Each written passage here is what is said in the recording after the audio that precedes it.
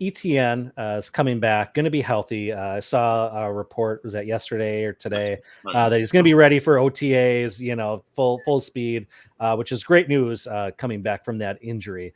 So what is his ceiling realistically coming back from that injury in this offense?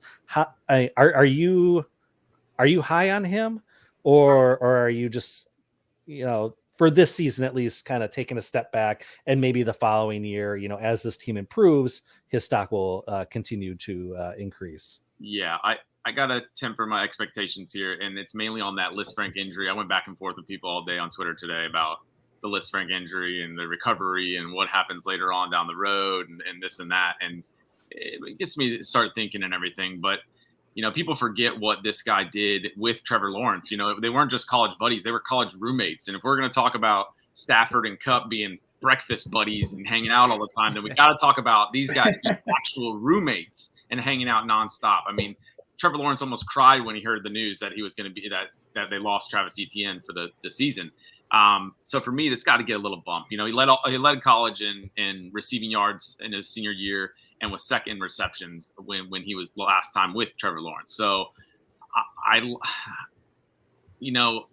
don't think James Robinson's coming back anytime soon. A lot of people want to wish and hope that he's coming back quicker than he is, but it's going to take a while. It's going to be mid-season. It's going to be late October, and it worries me some. He's not going to just jump right back in and be that James Robinson of old.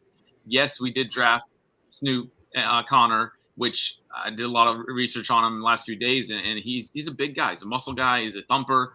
It leaves Etienne still to be that pass-catching back. Yeah, he's got 100% declare free to go on everything. He's returning punts and OTAs yesterday. Everyone's seen the footage of him today catching just a pass across the middle as a wide receiver almost, and all of a sudden his stock's skyrocketing. So I don't want to just all of a sudden jump on that bandwagon and push him up higher than running back 20. And I still think he has things to prove. I still think this offense has things to prove. Remember, I talked about it earlier, 14.9 points a game is just not going to cut it. And there's a lot of things that have to change. The offensive line has been revamped some. That we haven't really talked about that much with Trevor Lawrence. He was, sacked more than anything, 38 sacks, pressured, QB hurries. But that offensive line will change some. And I think they'll open things up for Etienne a little bit. So for me, I'm still in that, the 20 range. He's for me, he's still behind like Barkley, Jacobs, Dobbins. He's right in that range right there, that that running back 20, 25 range. I don't know if he's going to be able to jump to the top 10 or top 12, be a running back one, so to speak. Eric, do you agree with him? In part, I think we're right in the same range. I've got him as my running back 19 right now. So we're talking about kind of the same caliber of player. The thing that I think is kind of funny is how we pick and choose our analysis of return from Achilles injury, right? 1 minute it's Cam Akers did it in 5 months, so Achilles injuries aren't a problem and we can expect everyone to come back.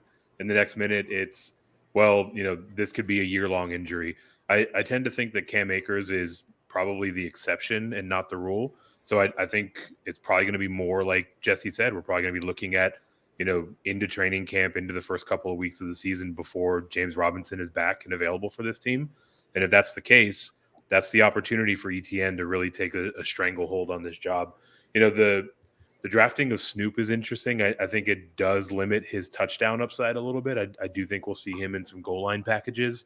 But ultimately, Etienne's got the door is open. The runway is right in front of him for him to take this job. And I wouldn't be surprised if we see him, catch 65, 70 passes this year on top of, whatever early down work he's able to take on. And that's a really valuable commodity in the fantasy game. Yeah, you brought up a great point with Snoop.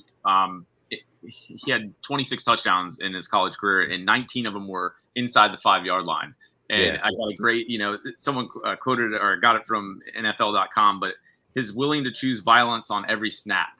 And that to me, it described him perfectly after watching film and doing some research on him. He's going to get those vulture some touchdowns now. So Etienne's going to have to score from outside, outside the 20, outside the red zone if he's going to want to get that touchdown total up. But I do like the 65, 70 range for receptions. I think that is doable. And the first few weeks of the season, I know people don't like to look at the strength of schedule, but the first few weeks is a fairly soft schedule for the Jacksonville running backs as a whole.